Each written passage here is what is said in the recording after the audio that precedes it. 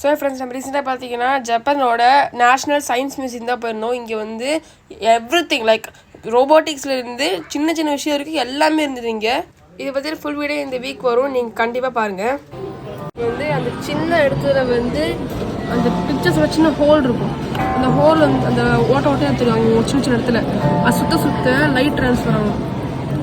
Light transfer ஆக பின்னாடி light இருக்குது, அதனால் அந்த லைட் மூலிமா அந்த ஹோல்ஸ் மூலிமா லைட் வரும்போது அந்த லென்ஸ் மூலிமா இந்த இடத்துக்கு ட்ராவல் ஆகுது. இது வந்து பேப்பர், நார்மல் பேப்பர். இதில் காட்டுற மாதிரி சுற்றுறேன். இங்கே பாருங்கள், இதில் பாருங்கள். இதில் வந்து ரொம்ப பிளர்ராக தெரியும், ஏன்னா பெரிய வீல்னால கொஞ்சம் சுத்த டைம் எடுக்கும். இது அதோட கொஞ்சம் கிளியர் தெரியும். இது நான் கொஞ்சம் நல்லாவே தெரியும். ஸோ கேமரா கொஞ்சம் கிளியராக தெரியாது, ஏன்னா இது வந்து ஸ்க்ரீன் கான்செப்ட் தான். இதுக்குள்ளே இருக்க அந்த பொம்மை தான் நம்மளுக்கு வந்து பிக்சராக தெரியுது. இது வந்து அனலாக் டு டிஜிட்டலாக எப்படி கண்ட்ரோல் பண்ணுறாங்க பார்க்கலாம்.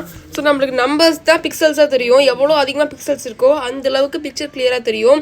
ஸோ ஃபஸ்ட்டு இருக்க பார்த்தீங்கன்னா பிக்சர் கிளியராகவே நம்மளுக்கு என்னன்னே தெரியல. அடுத்தது ஓரளவுக்கு ஐடென்டிஃபை பண்ண முடியும், ஏன்னா பிக்சல்ஸும் நம்பர்ஸும் கொஞ்சம் அதிகம். அடுத்தது கொஞ்சம் நல்லா சூப்பராகவே கிளியராக தெரிஞ்சுது. ஸோ இப்போ நம்ம அங்கே பார்ப்போம் அந்த மாதிரி லெவலில் இங்கே வந்து இப்போ பிக்சரில் என்ன லெவலில் இருக்குது. ஸோ இந்த மாதிரி சூப்பரான சயின்ஸ் விஷயம்லாம் இந்த மிராக்கானில் இருக்குது. இந்த மாதிரி அடுத்த வீடியோஸை சப்ஸ்கிரைப் பண்ணுங்கள். கடவுள் தான் நீ சப்ஸ்கிரைப்.